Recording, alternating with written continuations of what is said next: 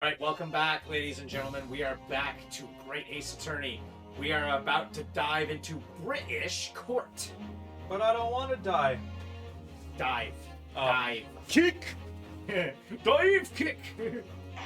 That's a game. Understand. Understand. Understand.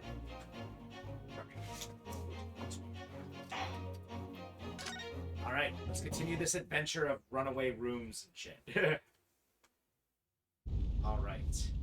18th of February, 10 a.m., the Old Bailey courtroom. Oh yeah, I forgot there's a jury. Yeah, there's actually a jury. So this is the highest court in Great Britain, the Old Bailey. The centuries of history in this place is palpable, isn't it?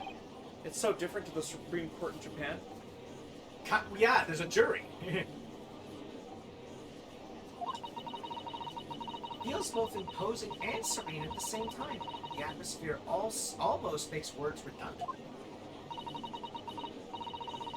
Whatever the country, determining a person's guilt or innocence is always a solemn affair.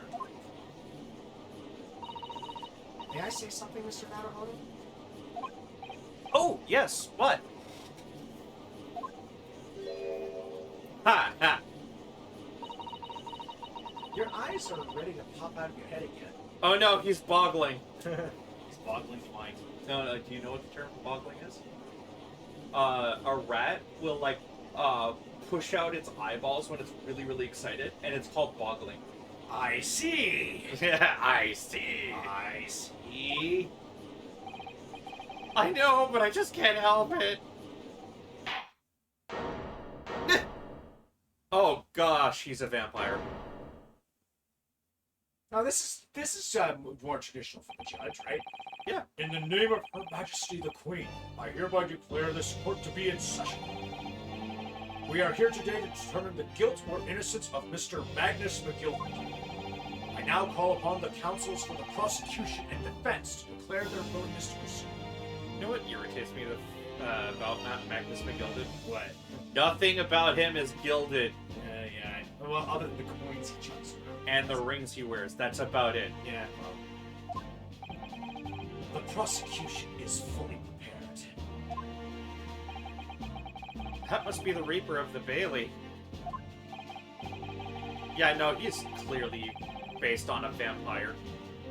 See what I mean when I said that he's very Von Karma-y in at least in appearance? Is that a scar across the bridge of his I nose? think so, yeah. He's got a scar going from, like, top left Yeah, to bottom yeah, right. like, yeah. Like, I could see the other ones are wrinkles, but that one more defined line looks like a scar. Yeah, okay. He really does look fully prepared to dispatch his next poor victim to the underworld. Counsel for the defense. You appear to be Eastern. Do you speak English? Uh-huh. Oh, yes, of course. Sorry. But he asked if the defense was ready. And I couldn't be further from ready if I tried. Yeah, this guy looks... Those eyes, please. Nippon ease. Yeah, he looks like, again, yeah, I know, you're right, it is kind of German. He's like he's kind of midway between Miles and Von Karma, eh? Yeah, but he still looks like a vampire. Well, yeah, he's called the Reaper of the Bailey for a reason. Yeah. They shroud your fear, your doubts, your trepidation. They run wild, clinging to some phantom notion of courage. The quintessential look of a sacrificial man. A cold shiver just ran down my spine all the way to the tips of my toes. Now, Mr. McGilvert. Yes, my lord? You stand accused of murder, a capital offense. You could be sent to the gallows if found guilty. Are you quite sure you wish to entrust your defense to this foreigner?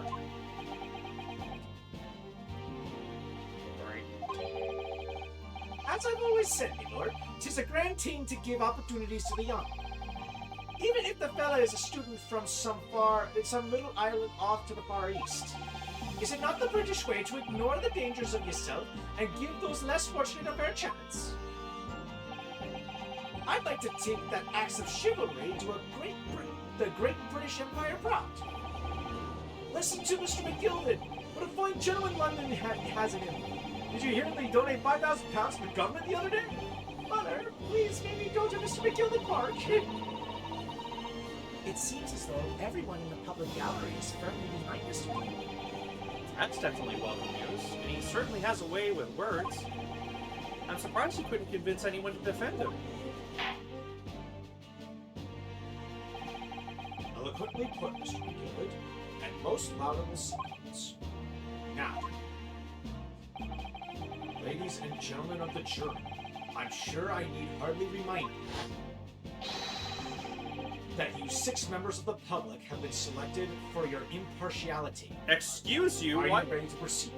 why is a guy just randomly brandishing a knife in public? It's my magician's trick. Uh-huh. Wanna see it? Also, one of these guys has a horseshoe for a brooch. Yes, my lord. If the task is to send rotters to the gallows where they belong, I'm more than ready. I'll take 3 of them, I suppose. Okay. At the manor, his lordship always says we should dispose of the rubbish promptly. Naturally, I agree. Any criminals here will soon be wishing they never set eyes on me.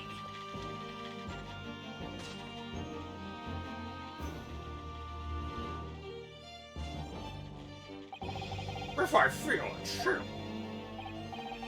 Don't mind me, my dears. I'll just be getting on with my knitting. Must finish these mitts for my grandson.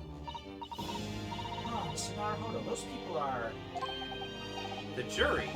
Yes. That's something we don't have in Japan yet. That's right. I've only ever read about it. But here in Great Britain, the court's final verdict depends on the opinions of these 6 jurors.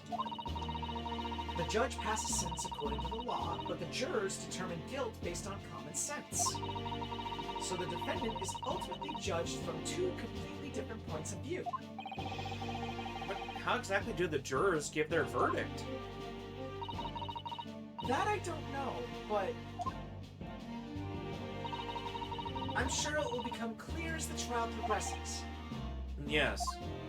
And it's something you will never have in Japan ever. Apparently, according to this franchise. Yeah, apparently.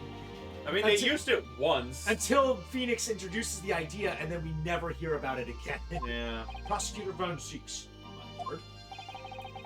It's been a number of years since we've seen you here in the courtroom. I thought you'd renounce your fame. I'm known as the Reaper of the Bailey. Infamy rather than fame, I would say. But yes, 5 years have passed since I last spread my wings in this capacity. So, what brings you back? Is there some change of circumstance of which the court should be aware?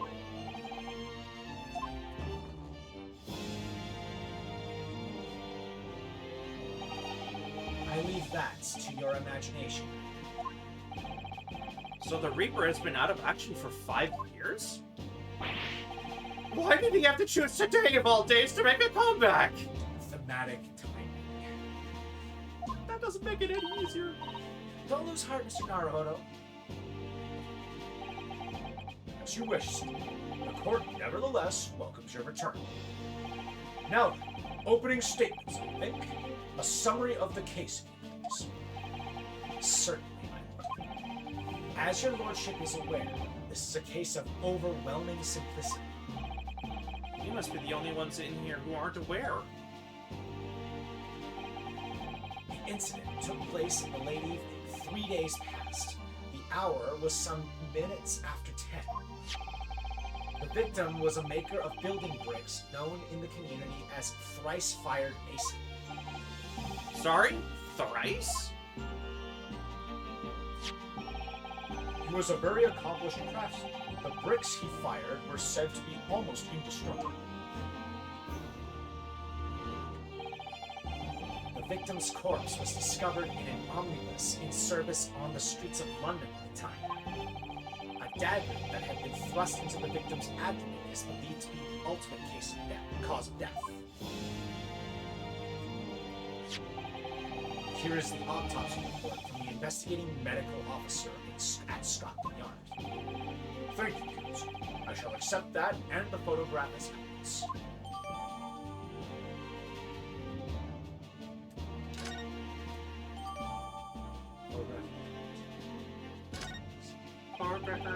And one further item of evidence.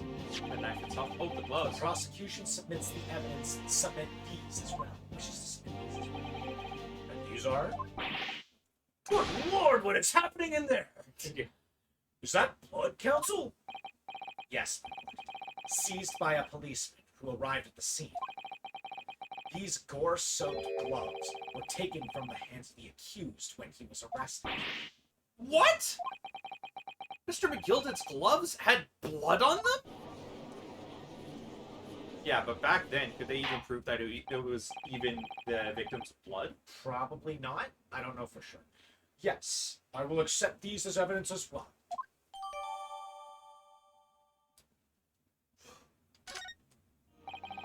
How did I get into this?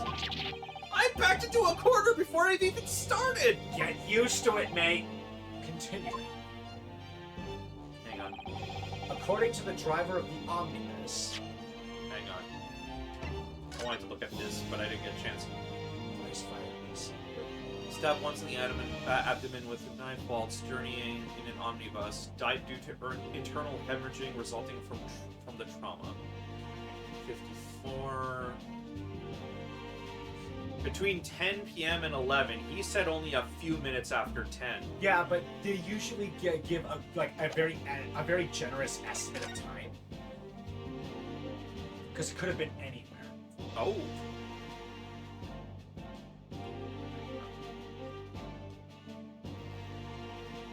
That's just like if you wanted to like get any closer. There's a button missing. There's a button missing. I'm wondering about.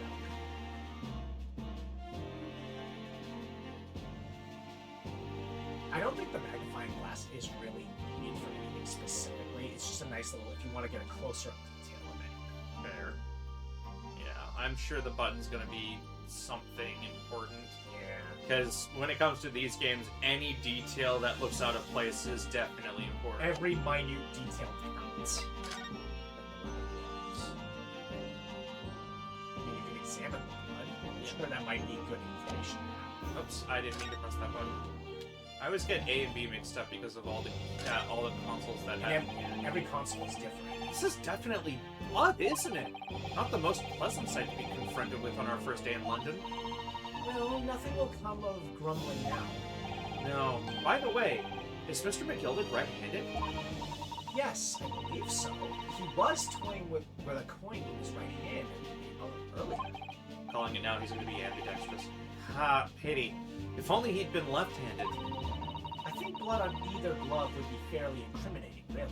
Not necessarily. You can't exactly thrust properly if you're opposite-handed. I mean, you could theoretically just use any hand for a weapon. Yeah, but it requires at least a certain level of force. You would need. I would say you'd be more comfortable with your dominant. Yeah. But although I will say though, like that doesn't mean anything. But yeah, until he actually admits that he's left-handed, we can't assume it.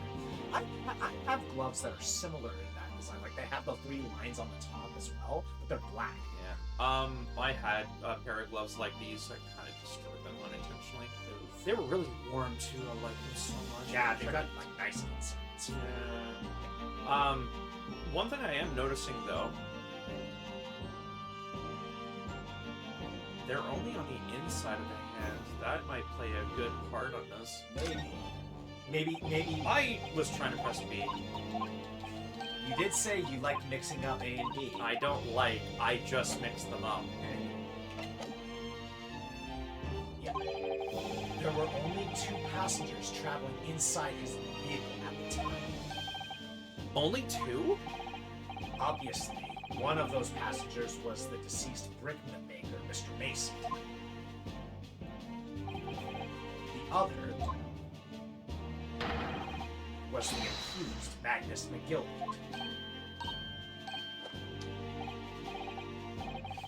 Well, rather damning circumstances, to say the least. Defendant, what say you? course, I have no recollection of such a thing. Mr. McGill did? To be sure, I rode the omnibus that evening. But whenever I'm in the carriage, I'm taken with a fierce tiredness, and I always succumb to it. Are you claiming to have been asleep?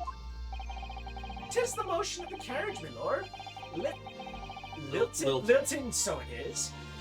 And when I opened my eyes again, 'twas a desperate sight before me. The body of a man had never laid eyes on before in my life. Now I ask you, what good-hearted soul wouldn't rush to help a fella bleeding from his stomach? I wasn't about to start worrying about me gloves now, was I? I reached out to give the man a hand. So the blood got onto the gloves then after the man had been killed. I mean, it checks out considering it's only on the palm of the glove, not the back of the glove. You'd think it would spatter the backs of the gloves if he used it to thrust the dagger in. You'd think. Unfortunately, that statement of the driver's is only the beginning. What? That's not all of it? There were multiple witnesses. You said there were only 2 people in the bus. Make up your mind. Well, there were only 2 people in the bus, but there could have been passers-by to the precise moment at which the brickmaker was fatally stabbed. Yeah, I'm calling it. Or he could say, like, there were 2 people inside the omnibus, Yeah. but that doesn't mean people couldn't have rode it on top. I'm calling it right now. All of these are going to be unreliable witnesses. We'll see.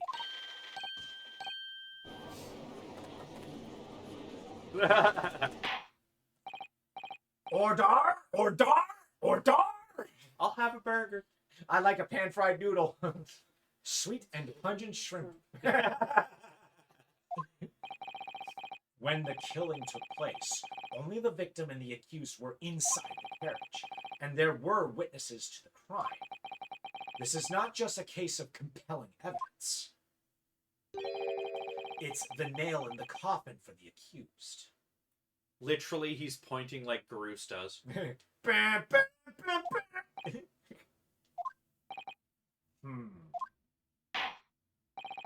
Thank you, counsel.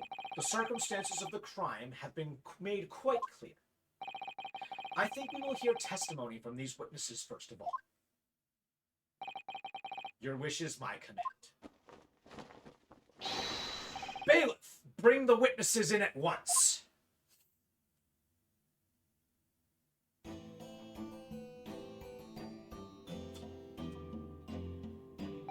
I'm gonna remind myself, this is the game where if you affect one, it also affects the, Depending on like what they're saying, because sometimes you like it works like as a regular cross-examination. Yeah. But sometimes when somebody says something, it affects the other person. It Yeah. might cause It's like someone the to react. first time we did it. Yes. Okay. Witnesses, your names and occupations. Which ones do you want to voice? My name, everybody calls me Beppo. I drive an omnibus in the Eastfield. He's dead. He's dead. Sorry. You can get him as well. Yeah. I'll be the other guy. Bruce Fairplay. I'm a banker in the city. My name's First. Lady First. I make hats for gents. Lady First. Ladies first. First of all, fuck off. Fuck off, game. Second of all, let's begin by confirming the facts. 3 days ago, at a short time after 10 o'clock in the evening, all of you present in the stand were in an omnibus and witness to the aforementioned incidents. Okay. Well, let them explain. Yeah. Let them explain. Is that correct? Yes, sir. Quite right. Yes, sir. That's right, sir. Very well. Let's proceed with your formal testimony, please. Each of you will tell the court precisely what you saw. I actually thought this mechanic was going to be a little bit more complicated, but it's actually pretty simple when you get down to it. Yeah. It's like not much different. It was the last bus of the evening, so I had a few customers. I remember it well. The victim and the man accused of killing him was sat next to each other inside the bus. Then out of the blue, the accused just reached over and plunged a knife right into his guts. That's right. He stabbed him. I screamed, I did. I couldn't help it.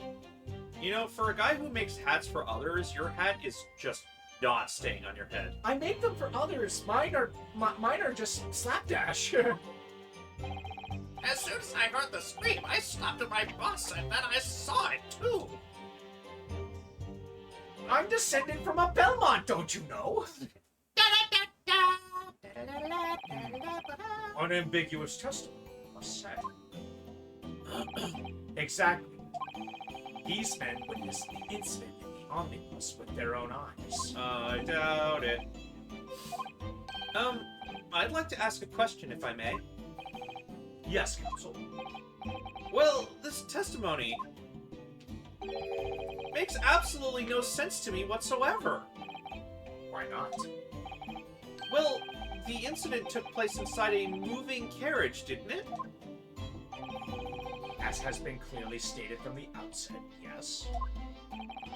Well, in that case, how could those two witnesses possibly have seen what happened?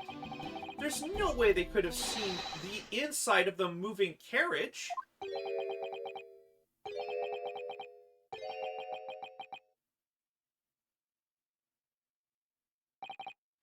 How great.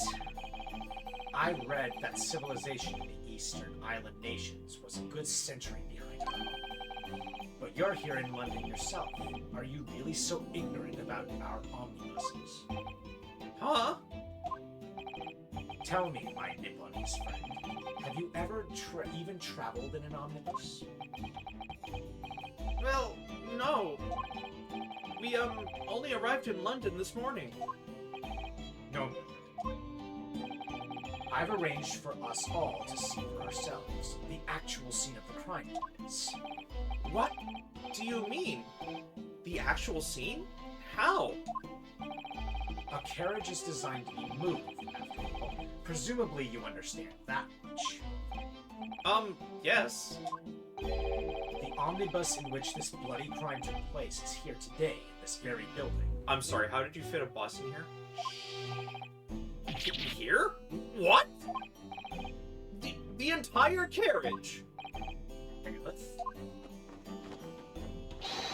Bring forth the stricken omnibus.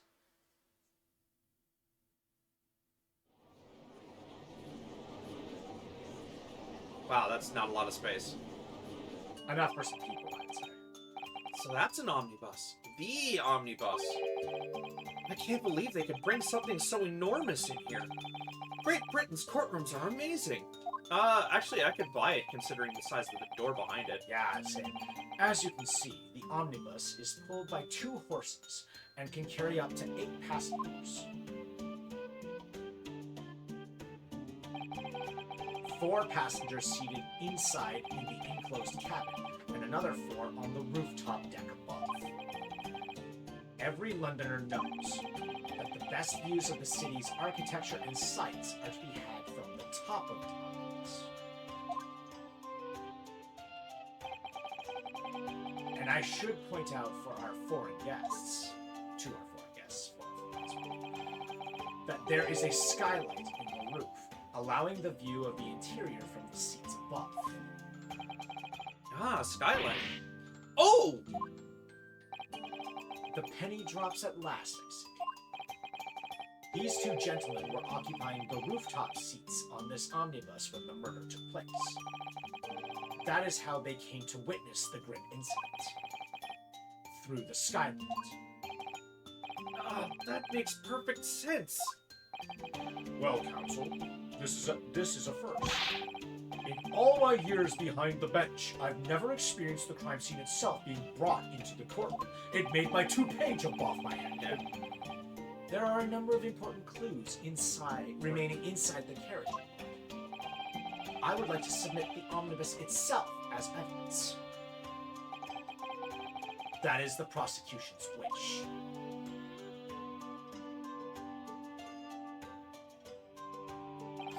Very well.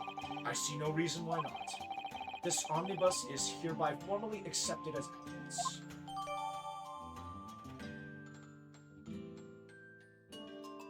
8-seater omnibus that was the scene of the crime. There are passengers both inside the carriage and on the roof deck. Hey. So my question is going to probably be,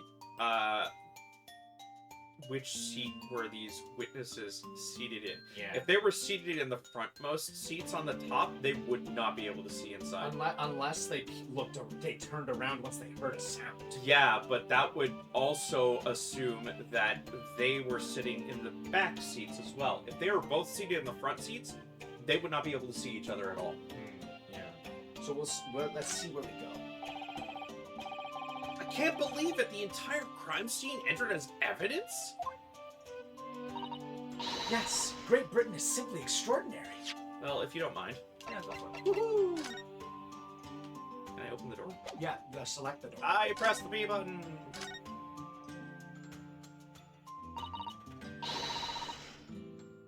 Well, let's open the door and go inside, shall we? The scene of a murder. It's horrible. Blood. Hey, look! Like I said, the front seat.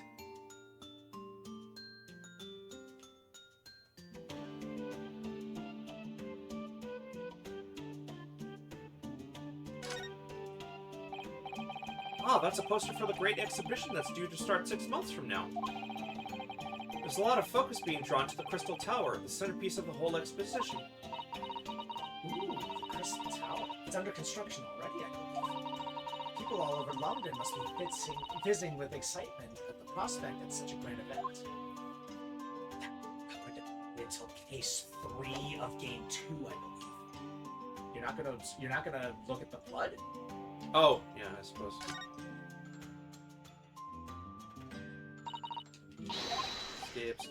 Skip. And also, you can look at the skylight as well. True. That's blood that's soaked into the seat. The victims, obviously. Yes, and that seat would be clearly visible from the roof deck. Would you really stab somebody in full view of other passengers like that, I wonder? Well, it was after dark, and there was a landmine in here, so perhaps the culprit couldn't see anything outside through the skylight. Whichever way you look at it, it doesn't seem like it was a planned attack. Speaking of which, only one exit. And if he was seated beside him, he'd be sitting there, the victim would be sitting here. Unless they stabbed him through this window, that's not hard. Yeah. It's the wound. You're not gonna look at the skylight? I keep forgetting. Sorry. A third time! Skip! Yeah.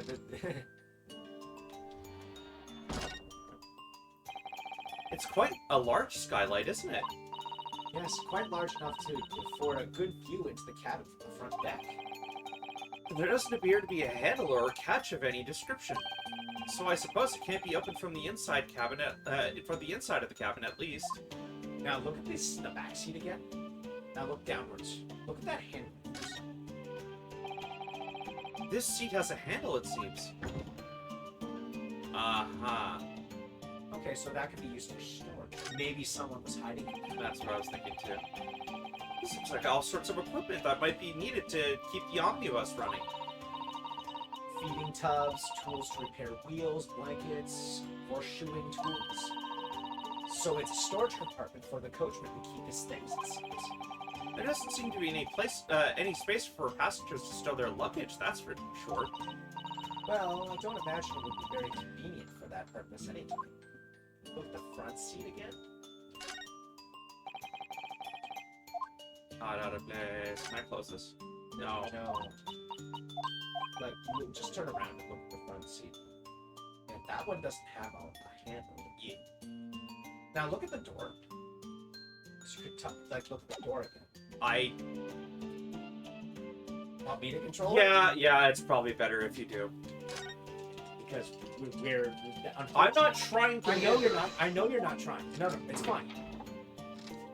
Okay, so that probably was just gonna be like, can we go back out?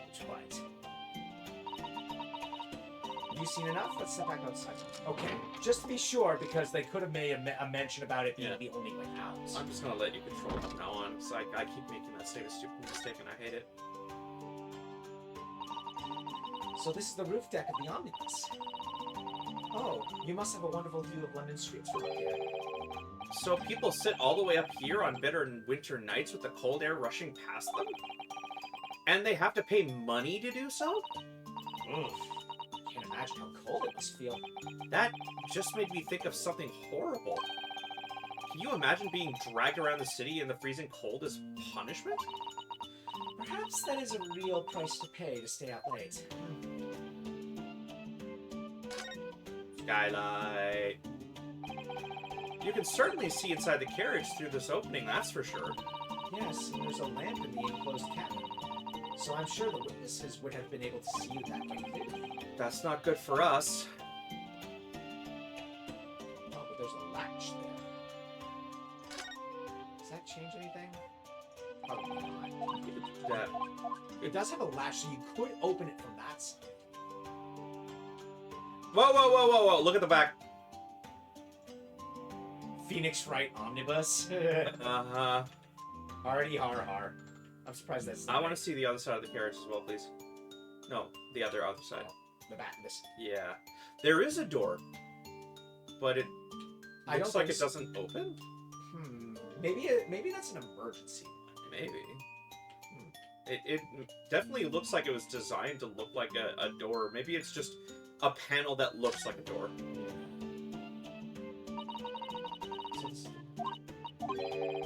Oh, it's the same. I was wondering if the dialogue was going to change depending on the Jobmaster's London what? It's on the seat. Jobmaster's London head office. London Fifth Avenue. Omnibus.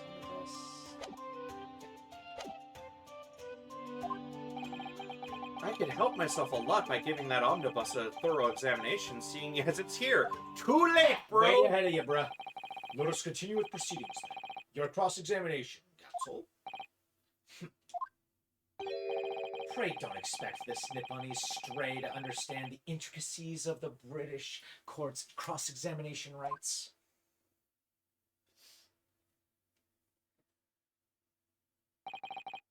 All right, my first cross-examination in a British court. Focus, Ryunosuke. Focus. I see. I see. All right, so Ooh, stained glass. okay. So the first one is, well, when all else fails, if you need more information, what do you do? Press everything. Exactly. It was It was the last evening and bus of the evening, so I had a few customers. I remember it well. Hold it. Yes, I think it was some time after 10, was it? you don't have to read the other statements because we've read through them already in the testing. Oh, yes, sir. That's quite right, sir. Yes, it ever so cold. It was, sir, freezing, in fact. Just a reminder that you can also look at the others while he's talking. And you had 4 passengers on board at the time, is that correct? Yes, that's quite right, sir.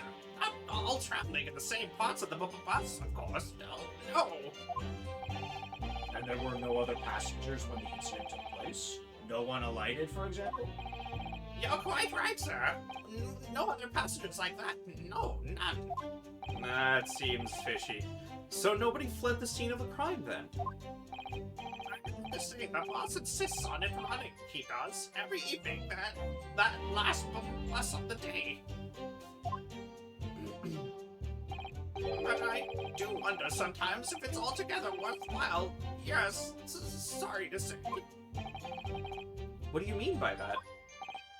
Well, with it being so cold and everything, and only making 20 pence on the run, you see. Yes, I spent that much at the pub on the way home, just trying to warm up again. I feel bad for this man. Yeah, he just looks like he's perpetually cold. And the man accused of killing him were sat right next to each other inside the bus. Hold it! And you saw them through the skylight in the roof on the carriage? That's right. When you sit up on the deck, top deck, the window's right there at your feet.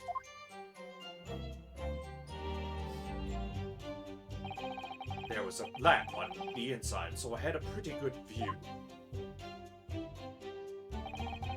The two of them were wearing hats, and I couldn't exactly make out their faces. But there's not a shred of doubt in my mind that it was Mr. McGilded. Also, Mr. Mason had quite the mustache. That's not Mr. McGilded. He could have been. No rings, no gloves. How can you be so sure?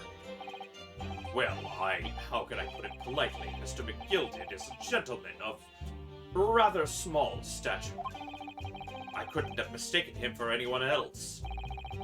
Let's not forget that when the vehicle came to a halt, the only people inside the enclosed cabin were the deceased Mr. Mason and Mr. McGilded. There is no room for doubt here. To be fair, Mr. McGilded is not exactly denying that he wasn't in there. So can we just establish this is probably going to be the revelation of Jack the Ripper, isn't it? Maybe. We'll see. Oh, I really wish there was. Then out of the blue, the accused just reached over and punched the knife right in his gut. Hold it! You actually saw the exact moment it happened? Didn't I already testify to that? Or are fair dinkum hardworking city bankers not considered trustworthy these days? Oh, no, I didn't mean that. This is no good. I've really got his back up. Perhaps you could just tell us what you saw in a little bit more detail if it's... My lord. Juror number 3, what's the meaning of this? My mind is made up, my lord. Completely and utterly made up. This is the guy who killed them. Made up about what? I don't like the stinking rich. Never have. They're always up to something or other that they shouldn't be. Every one of them. And that little leprechaun of a man is no exception. Well, he can't fool me.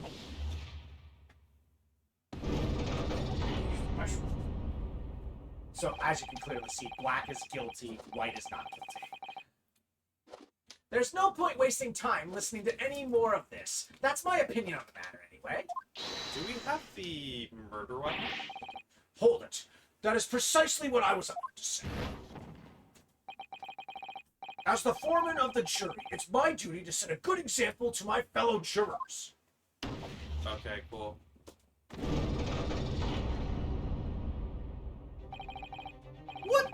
What's happening here? Let me see. Ah, yes. It seems that that's how the members of the jury give their verdicts. With fire? Apparently, yes. White for innocent and black for guilty. Court is black and white about it. Of course. I mean, at that time, yeah. As the 6 members of the jury make up their minds about the case, one by one, they each cast a ball of fire into the great scales of justice as we saw a moment ago. So if those enormous scales fall completely to the black side, does that mean... Let's do our very best to make sure that doesn't happen. Now I'm even more worried than I was before. Very well. The court acknowledges the change in the jury's stance. Counsel for the defense, please continue with your cross-examination. This is a nightmare. So if we get one more vote in favor of him being guilty, then we just straight up lose. No. You lose if you lose. It's a unanimous? If it's all unanimous. Okay. They all need to claim guilty. However, I'm not going to spoil anything, but something will come of it after that, if that happens. Gotcha. Okay. That's right. He stabbed him. I screamed I did. Couldn't help it. Hold it! Also, the hold it is consistent now. And instead of saying yes, when you present evidence, he will say objection. Yeah. I mean, he did... Like, we did have a time skip before the last one and this one, so he's a little bit more confident in his statements. He knows about the rules of court now. Yeah. And also, yes does sound a little awkward when he's saying it in this context. Right? Yeah. In Japan, apparently he was going, "Hi!" Yeah. Whatever he was saying. Yeah. He stabbed him, you say? And were you sitting up on the roof deck, were you? Yes, that's right, sir. I was up on the roof seats. I remember seeing the little gent sitting next to the fellow that was stabbed. I've been thinking about a huge new hat design, you see, so I was just gazing absent-mindedly around. But then I happened to look down through the skylight. It was sticking right out of his belly. That huge, great knife. So he didn't see the moment of impact. A grim sight indeed. Ah, that didn't help me at all! Uh-oh. The jury look like they're even more convinced than the client did. My client did it than they were before. That appears to have made everyone even more dubious that Mr. McGilded is telling the truth. If only we had some evidence to counter their suspicions. Mr. First, Oh, yes, sir? is this the knife you saw? Oh, good grief! Yes, that's it. The very one, sir. Is that... Yes, counsel. This is the blade that was driven into the victim's belly like a stake through the heart. Says the vampire looking... Trust me, I know a few things about getting stabbed. Yeah! It's not a fun experience. 0 out of 10 would not recommend. Turns you to ash. Wait. That is the blade of considerable size. It is. And furthermore, the scabbard is emblazoned prominently with a certain initial. I'm sorry. Daggers have scabbards? I thought they only just had sheaths. A scabbard is another word for a sheath. Yeah, but I thought scabbards were only for large European swords, not for daggers. No, it is just another name for a sheath. Yeah, no, I get that.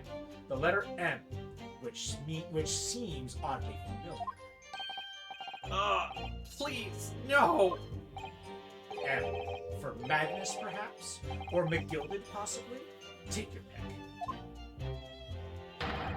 It seems this particular big name in London made a magnificent mistake.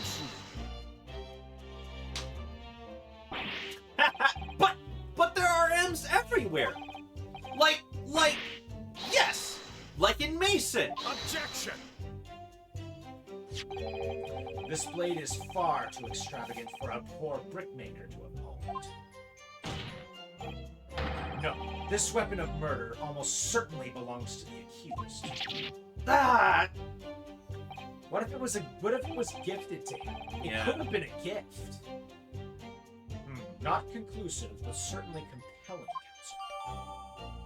Alright, I want to look at A it. largish knife that was found lodged in the victim's abdomen. Its quality and fancy ornamentation suggested this compelling. I want to take a look at it, please. My lord! Oh, that's you. My lord, if you'll forgive the interruption, Ah, juror number 2. Go on. Mr. McGilded is a pillar of society and a gentleman's word should be sacrosanct. However, those of us in service know we must accept hard truths. Wait, what are you about to do? Dispose of the rubbish! Kill the rich. Eat the rich. No! I don't wish to cause offense, but I do like to eradicate all traces of filth and grime. Hold it. Wait, we didn't actually give her a voice. I have painstakingly typed every word uttered here today and cross-referenced all the facts. As such, I am now in a position to draw the only logical conclusion. Eat the rich. And one last one left to go, I think. 1 or 2. 2. Not again! That's 4 out of the 6 jury members who've proposed a guilty verdict. There are only 2 left. We've had it! Every time I press these witnesses for more information, I just make the situation worse! Nevertheless, what we need more than anything at the moment is more information. We are still very much in the dark. I suppose I'll just have to keep pressing the witnesses, knowing that more sparks may then fly. We mustn't give up hope that we'll uncover something that will give us a way to fight back. But... Alright, I'll keep trying. I can't give up. I just need to keep calm and listen to the witnesses' statements again. As soon as I heard a scream, I stopped my bus, and then I saw it too. Hold it! What exactly do you see? Oh, well, sir, that would be the passenger, sir. Yes, collapsed on the floor he was. And by the passenger, obviously you are referring to the victim, Mr. Mason, the brickmaker. And the other passenger, the knife in his hands, and like this. By the other passenger, obviously you are referring to the accused, Mr. Magnus McGilded. And then he plunged it down like this, stabbing the other passenger in the belly. Wait, why would they be crying out if that action wasn't already done? This is suspect. We'll see. What? He's so much shorter than him. Yeah, I was about to mention he's pretty small too, and so is this guy too. Yeah. My lord, I wish to speak. Yes, juror number 5?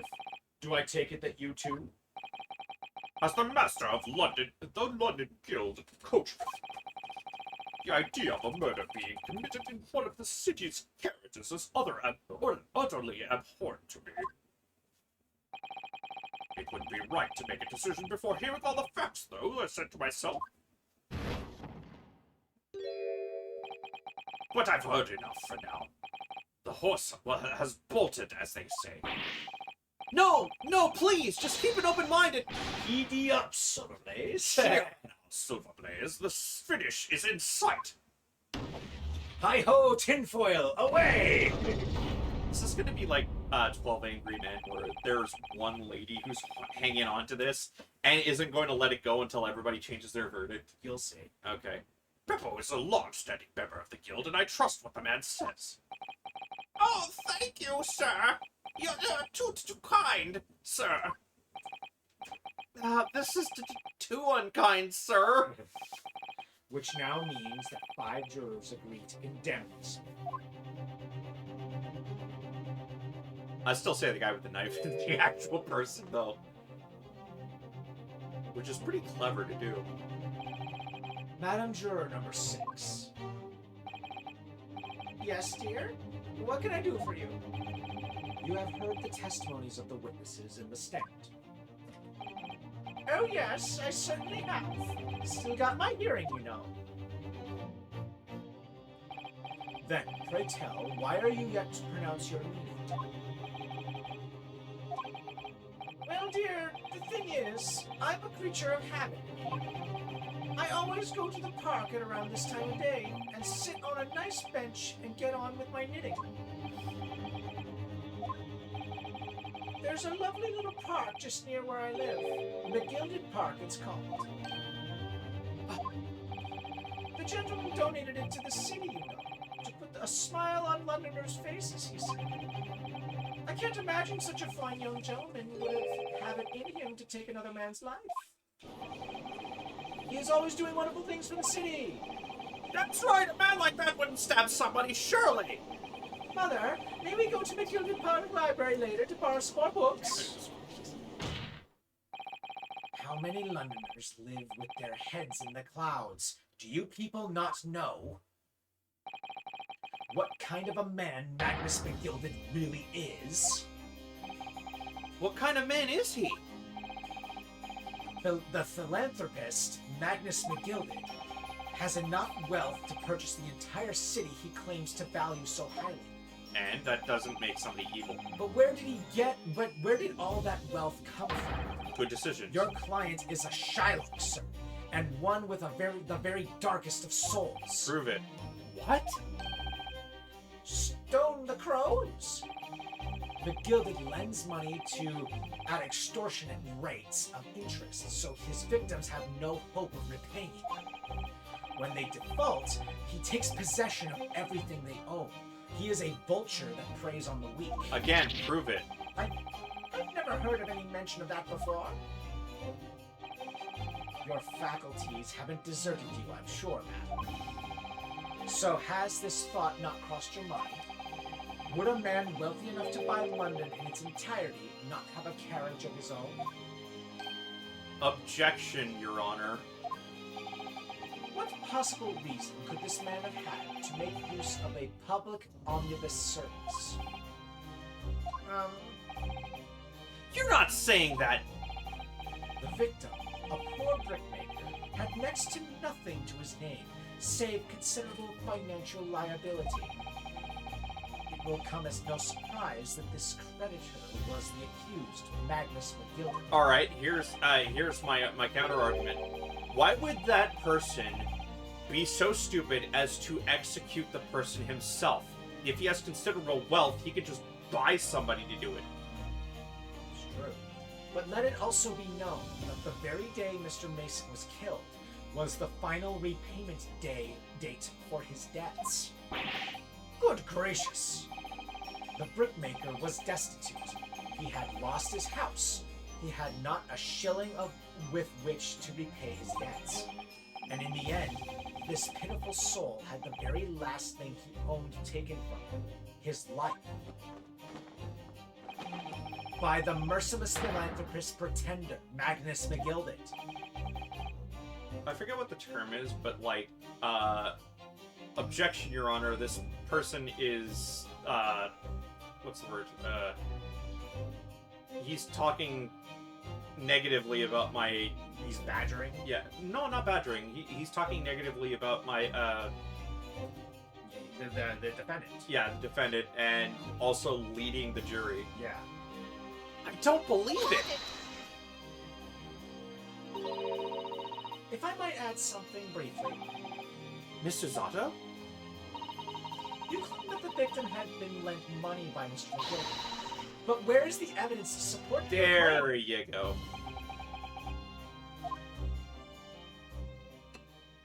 Hi, wine. I'm sorry, but you drive me to drink. That's Also- not wine, that's blood. Also, I love the Reaper design on the wall. Yeah. Pray forgive the discourtesy of filling my hollowed chalice in the court of law. Aha, there it is. Lord Van Zeek's hollowed chalice. Oh, so this is a regular occurrence then. How could this be considered acceptable? But I find myself in unexpectedly good humor. I had heard ladies from the Far East could show great courage, but I didn't expect to experience it myself. As judicial assistant to the defense, I am simply doing my job. What a pity that your display of courage is in vain. This is the debtor's ledger, which details all monies loaned by the accused. You will find the victim's name clearly recorded inside. Oh. Allow me to present this ledger as evidence. And pray forgive the discourtesy of raising my chalice in a toast to the enigmatic East at the same time. A marvelous toast, counsel. I will gladly accept this new evidence. The debtor's ledger has been entered. Who's the victim who owned 20 guineas? Who owed 20. Oh, 20 guineas. That's fine. You said you wanted to take a look at it. Please. So we'll look at the knife. Can you remove the sheath? Probably. That part is the sheath, isn't it? Are you alright, Mr. Naruhodo?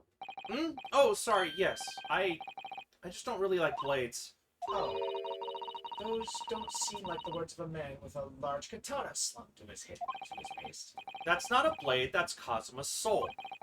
Anyway, there's no sense in delaying it. Let's see what the blade looks like. Okay, it's bloody. I like the design on the blade. Yeah, can we... No. Ah, that looks a lot like blood. It surely is blood. The victim's. An Englishman's blood looks a lot like Japanese man's blood. Did you think it wouldn't? Sorry, it's just that we've only just arrived here in Great Britain. I'm finding it a little hard to adjust. Yes, I do understand. Can I see the symbol on the... Yeah. It's a horse. Yeah. Apparently it's not important. Where's this? Oh, that's the Oh, M. wait a minute. It says M. It could be a W. It could be, yeah. An ornate letter M, undeniably Mr. Magnus's McGilded's initial. And it's beautifully gilded, too. It must be very valuable, I should think. Ah, What is it? look at this M. If you turn it upside down, it becomes a W. This could change everything. A W? Yes, this was one of those, you know, turnabout cases. I'm sure of it. Ha! I'm afraid I don't know at all. But what I am sure of is that this is an M. Oh, well, that idea was quickly quashed. Don't quash it so quickly. So it could be a W. Yeah, it does. It could I be. knew it! It was Willy Wonka! I never could trust that man. Anyway, now the ledger. There's blood on this ledger. Red on this ledger. There we go. That's the one I was looking for. Yeah. This portfolio must contain all sorts of secrets in London's gentry. Oh dear. Do you really think we ought to look inside? Well, it's not as though we know any of London's gentry personally, is it? Apart from our great detective friend, perhaps. Actually, I wonder. I assure you we will not find Mr. Sholmes' name inside. Even before we do. Right. Well, let's see what we find.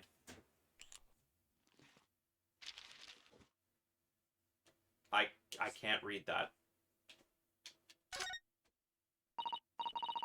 Gosh, it's crammed full of gentlemen's names, isn't it? Well, I suppose they're probably not all gentlemen at all, are they? After all, not everyone in this country is well off. Ah, goodness. What is it? Look at this. Do you see the name here? Bruce Fairplay. Should that mean something to me? It does sound strangely familiar, actually. It's the middle gentleman on the witness stand right now. Hmm. Bruce Fairplay, the witness testifying at this very moment. Oh yes, of course, the banker. Why is his name in here? Ah, he borrowed 20 guineas, did he? And look, the repayment date is fast approaching. It's possible that this is just a coincidence, of course, but this could be very useful information. Interesting. We could probably use that when doing the questioning and, like, Yeah. make him flutter a bit. Yep. Oh yes, 20 guinea. The victim owed us considerable sum. And the accused made quite certain he had ample recompense. Well, it would seem I've had the wool pull over my eyes! Regrettably, madam, that is the modus operandi of the accused. And it's such a pretty little park, too. What a scoundrel! Still, maybe it's all for the best.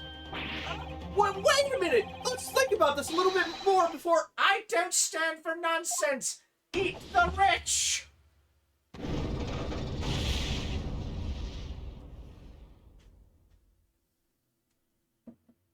Oh, wow, we saw this image pretty early. Yeah. That was it. The last juror's decision.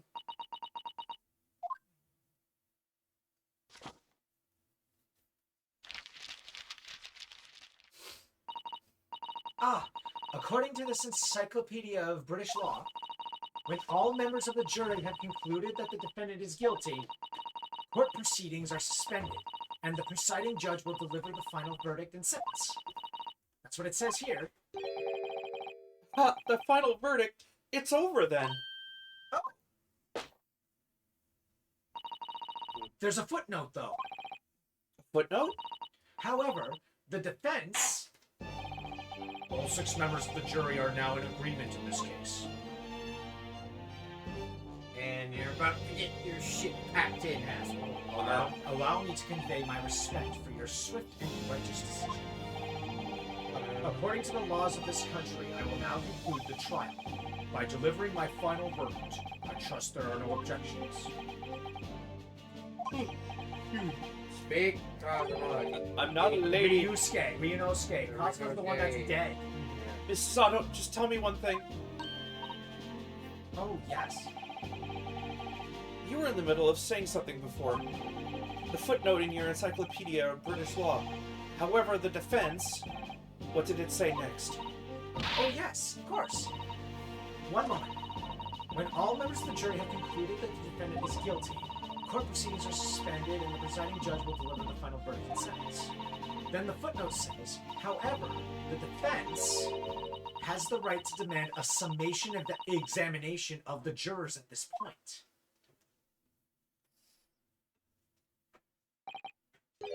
Summation? Examination? Objection! How trustworthy they are. A summation examination? From which country has that Which tome- century? From which century has that tome you have there been resurrected? Judging from the binding, I would say that book is at least 50 years old. Any modern text of British law wouldn't even give such an antiquated procedure a mention. It's a relic, long forgotten and certainly no longer practiced. But it is still, something you do. So you're out of luck. Oh. What even is it, Mr. Zato? This so-called summation examination. Oh, one moment, and I'll read about it.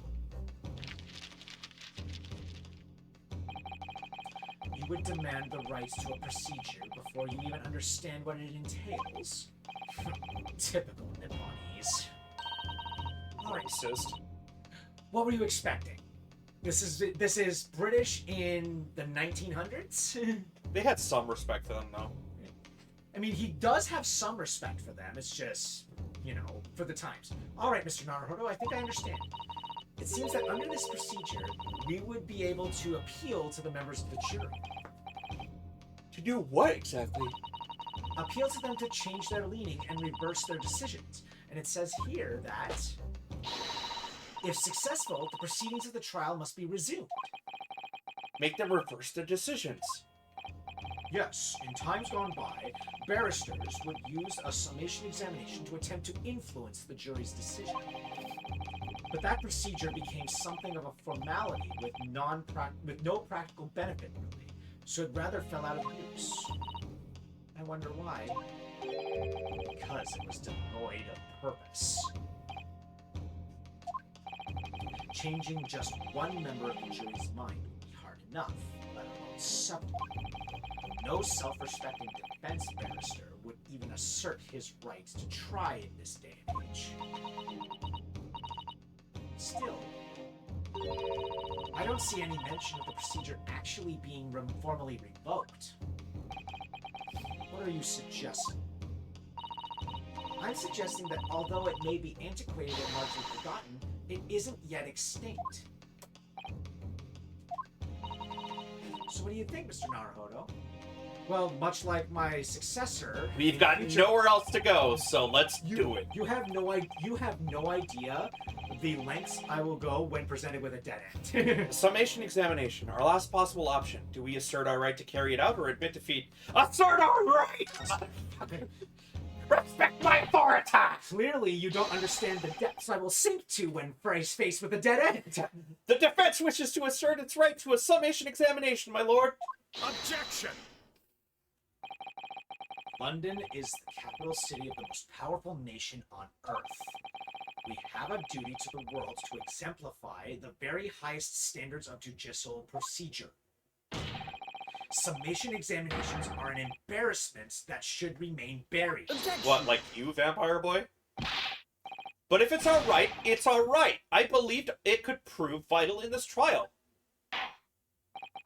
The defense's petition is perfectly valid. The court will proceed with the summation examination. This is madness. Foreman, are you and the remainder of the jury ready? I'm not, there was no mention of this in the letter I received, you see, so... What? All members of the jury will be asked to explain on what grounds they have reached their decision. On what grounds? You must all justify your decisions and explain why you believe the defendant to be guilty. Well, my lord, you're rather putting us on the spot. Shalina will be invited. It's Okay. Just a fair warning. This is most irregular. No mention was made of this before. I don't really hold with all this justifying lark. That seemed to have thrown the jurors off. It seems none of them have experienced this before. All right, then. The summation examination. A defense procedure no practicing lawyer has attempted for years, is it? Well, just maybe. It might be the opportunity we've been looking for. To turn this trial around! I love how all of the jury up to this point have never basically faced someone. Well, those are some interesting opinions. Can you back them up with a source? Yeah. My source said I made it the fuck up. Yeah. So be it then. Ladies and gentlemen of the jury, the court hereby calls upon you to state the grounds on which you find the defendant, Magnus McGilted, guilty of this most serious crime. Magnus McGilty, gilded of this crime. Shit. Something's not right about that. So So you said the banker was owed him as well? Is that the guy with the knife in his hand? No, it's the one on the witness stand.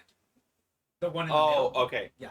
So, yeah, this is the new mechanic of this game. You basically get testimony from the jurors explaining why they think the defendant is guilty, and your mission is to pit them against each other. Okay, so it's, hey, we heard you like witness testimony, so we gave you witness testimony on top of witness testimony. Yeah, because minor spoiler, some of their opinions are going to contradict each other. Yeah, they're also paper thin, probably. Yeah. The jurors' contentions.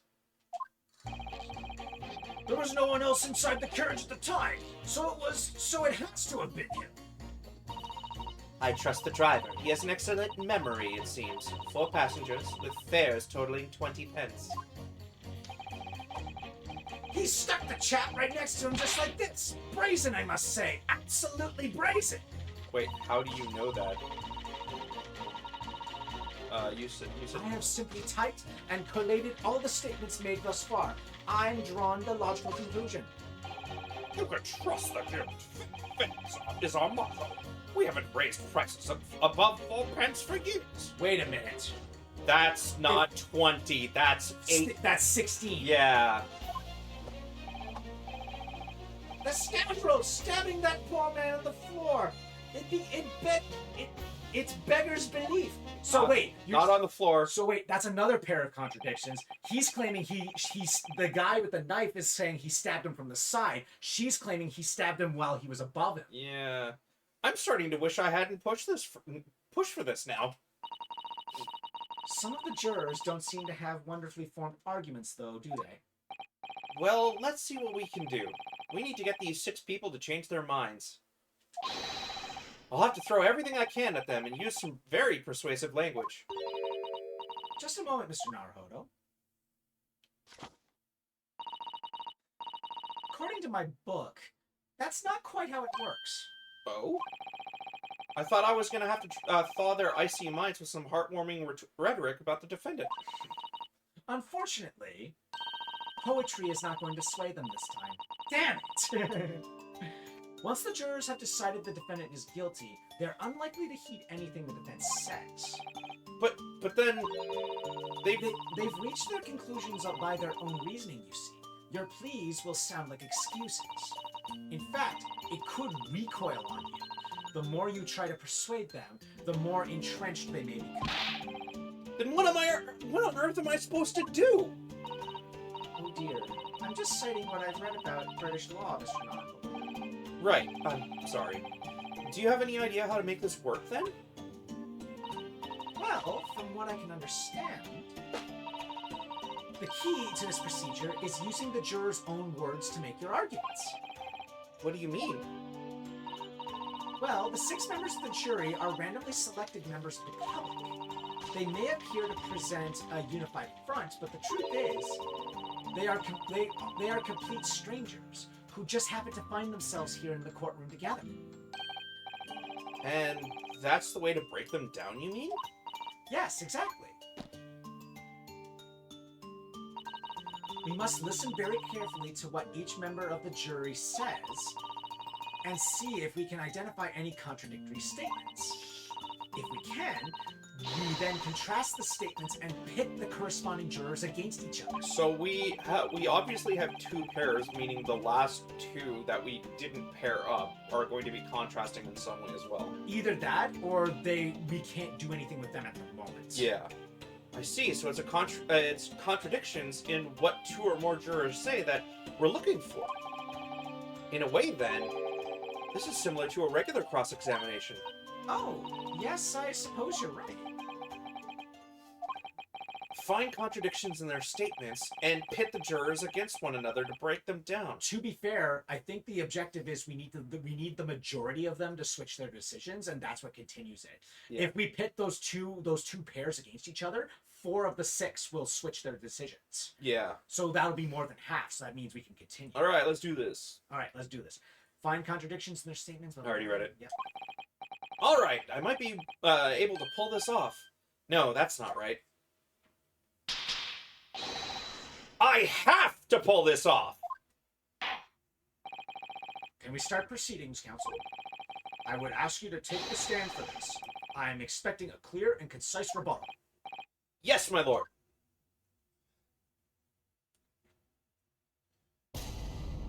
He's got a sword! He's got a sword! Dude, you're flipping a knife in your hand. Yeah, but this is a knife! That's a sword! Yeah. The mini blade. Yeah, exactly. Alright, so we basically... There was nowhere else inside of character, so it has to be him. So we're moving on from him. Yeah. I trust the driver. He has an excellent memory. It seems 4 passengers with fares total of 20. Compare that with the one who says it's 4 pence a piece. Yeah, these two. Yeah. 2 and 5. Yep. Objection. These two statements clearly contradict each other. They do? Explain yourself, counsel. Me? Oh dear, what have I said? I swear on Silver's Blaze's name, main name, I haven't the first idea of what you're talking about. I swear on Silver's blazing mane. It's a freaking, That horse is on fire! yeah. It's Well, yeah, it's a rapid dash. it's one of those stupid, like, tongue twisters. Sure. Yeah, right? According to the group testimony we've heard so far, there were 4 passengers on the omnibus at the night in question. And according to the coachman, Mr. Beppo, he took 20 pence in fares. Quite right. I have those precise details typed neatly here in front of me. And juror number 5 also told us the following. The fare for the omnibus is always 4 pence. That it is, a fair and convenient single price, just the way London's carriages should be operated. But that doesn't add up at all. In fact, it leaves us a glaring discrepancy in the facts. Why, man? Why? 4 passengers paying 4 pence each. If you do the multiplication... it would be 16 pence. Exactly. As I said, it doesn't add up. These figures are different. By 4 pence, in fact. Or precisely, 1 person's fare. 1 person's fare? Yes, in other words, on the omnibus that night, it's distinctly possible that there was another passenger we've heard nothing about. Good gracious! All of a sudden, everything starts to... This can't be right. The coachmen of the guild are good, honest men, one and all. Trustworthiness is our watchword. The figures your coachman claims most certainly do not add up. Your watchword, good sir, is a fallacy. I beg your pardon. Mr. Guildmaster, I think you ought to consider that if this trial were to end now, the news will surely spread all over London.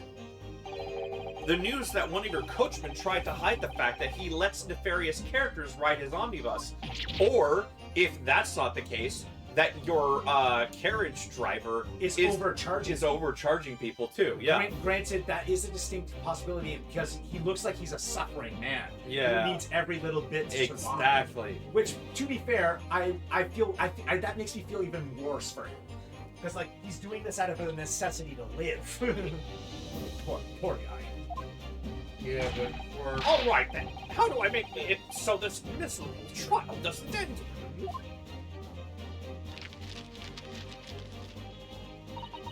Well, according to my book here, you simply launch a ball of fire into the innocent side of a set of scales. Now hold your horse. That's me. Sorry. Now hold your horses here, coachman. We were all in agreement. Why do we have to go and... Wait till I get my hands on you, Beppo.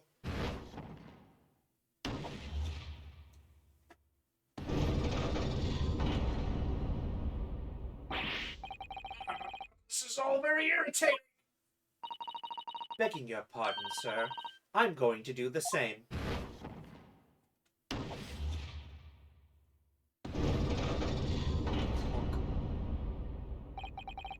For the love of Mike! Not you as well! Wait, they know Mike the TV in this universe? His name is Mike. Come on, let's go to karaoke. Continue. A penny can be the difference between a smile and a tear, after all. I certainly can't put my trust in someone who doesn't follow my exacting standards in financial matters. Oh, really? I, for one, think it's only proper that we hear from the witnesses again. Oh, well done, Mr. Naruhodo. You did it! So, if we can manage to change 2 more jurors' minds, we can force the trial to continue. Well, that's not going to be hard. 2 more. Actually, there is something else that's bothering me about a couple of their assertions. Then that's where you must strike next. So I need to pit 2 more jurors against each other and show there's another contradiction in their assertions. Exactly. You can do it. Well, the scales of justice have shifted, but they seem way heavy on the side of guilt. Is still way. Counsel, you have the floor again. Continue with your summation examination. Knife guy and granny. Exactly. Start the chat.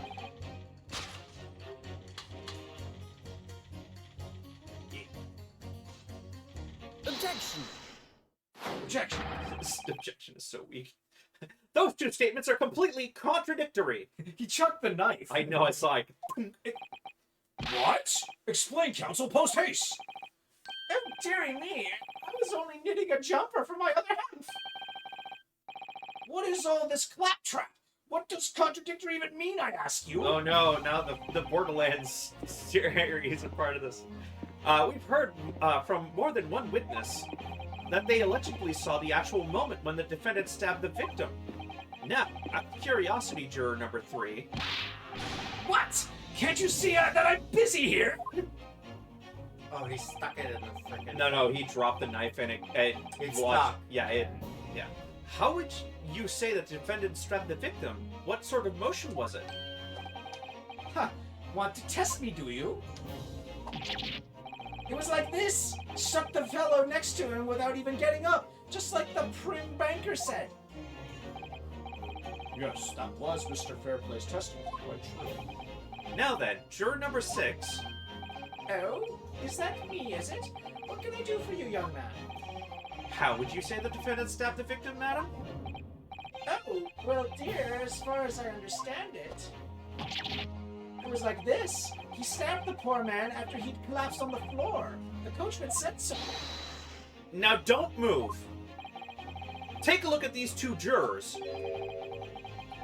He stuck the fellow next to him without even getting up. And he stabbed the poor man after he collapsed on the floor. Well, I've never... They're stabbing in totally different directions. What? Bless my stitches! What a muddle! Bless my soul, focused on a roll. By the way, I'm gonna point out something about that knife he's using. It's a stiletto. Sorry, yeah. it's a switchblade. No, it's a stiletto. Yeah. Or actually, no, yeah.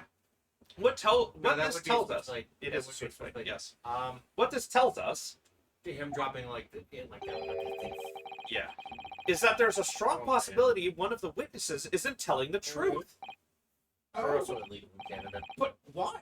Why the dickens would they lie? hang on. Dickens might just be in this era. Nah, Charles Dickens would be earlier than this. He's like Would be? Okay. I think. But I don't know that yet. But what I do know is that if the trial ends at this point, we may never find out. We may never know the real truth. Ladies and gentlemen of the jury, can you really let that happen in all good conscience? Oh yeah, no, he'd be long dead. Okay. Oh, dearie me. I can't abide people telling lies. Yeah, he died in June 9th. Now it's even. We need to tip the scales in our favor. The scales. I don't believe it. Hold it! Wait! Now hear this, my fellow jurors. I warn you, you cannot listen to this man. Look at him in his black suit. He's good as some devious Eastern sorcerer using magic on us all. Racist. If I could use magic, do you really think I'd be putting myself through all of this? Answer me this, Dark Jinx. Huh? Me? What exactly is the problem? What of it if two witnesses have simply different recollection of events? What of it? Let's say the Shylock did stab the victim as he was sat next to him on the omnibus, and this young dandy saw him do it. And now let's say the victim collapsed on the floor, and then the Shylock stabbed him again, and this old lady saw him do it. Well, what's to say it didn't happen like that? The cause of the autopsy report. Who are you calling a dandy, sir? What? I should take this knife to you. You think that she was alive? H.G. Wells. Who are you calling old? Why? I should take this needle to you. They're ready to kill each other now. But could the foreman of the jury be right? Did the two witnesses see two different moments of the same crime? Hold on. Here we go. It says right here, single stab. Yeah. It's out of the question. Yeah, it's out of the question. Because it's, that's the first thing I noticed when I saw the autopsy report. I'm like, it was only one stab. Unfortunately, Mr. Foreman. What is it, Dark Jinx? Come on, out with it. What you're suggesting is impossible. It's out of the question. Matt? What are you talking about, Matt? How can you possibly say that?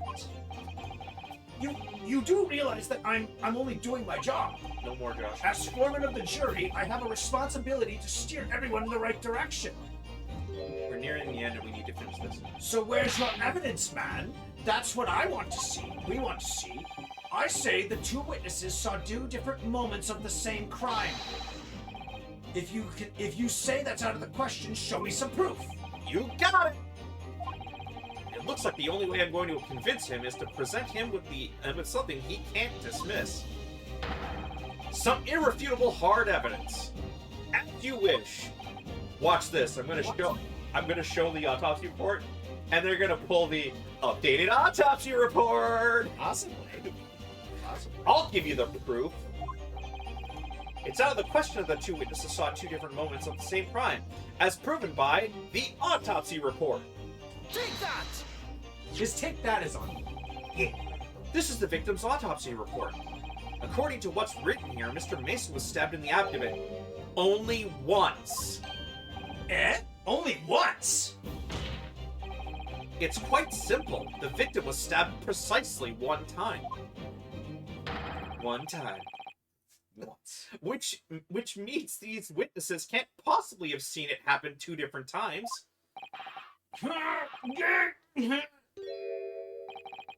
All right, I concede defeat.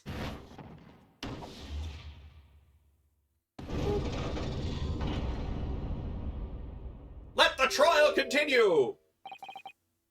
Wait, that means 4 jurors are now leaning to not guilty. Yay! I did it. We did it, Mr. Naruhodo. We've won. Not necessarily. That's not winning. Well, That's getting us out of the fire. Well, we won in the sense that we are continuing the trial. What are you playing at, you dandy fool? Shut your trap, sir. No one deceives me. But we had a consensus. I said set your trap. Such your... Set your trap. I know a liar when I see one. Shrug your shrug. And if the chap ever dares to cross the threshold of my shop, I'll take this razor-sharp blade and shave Bro! every last hair off his head. Bro! Please tell me he's a barber. Well, in a quite remarkable turn of events, the defense's summation examination has flipped the balance of the scales of justice. The jurors now stand at 2 for guilty and 4 for not guilty. It's time to tip the scales! Accordingly, there is no longer a large enough majority among the jury for me to adjudicate. And the trial must continue. Take that, vampire! Yay! I did. Me? I hereby ask the defense, prosecution, and witnesses to return to their places. And I call upon all of you to continue to pursue the truth. Which is where we're gonna end it. Yeah, well, we'll stop it as soon as we start the next testimony, which is the next thing. Yeah. So, Lord Van Zeeks, continue to substantiate the case for the prosecution, if you please. I just realized. Lord Kremzeek? Grimsy! Nobody's gonna get that, though. It's a Transformers thing. Blood. Blood red. Having savored the rich aroma of the carmine contents of this hallowed chalice, it may seem crass to crush it to dust. Pray forgive the discourtesy. A, you made a mess. B, how did you crush the metal parts of that? Lord Van Zeeks, Is it cold in here, or is it just me? as your antiquated tone no doubt says, the prosecution may not speak during the summation examination.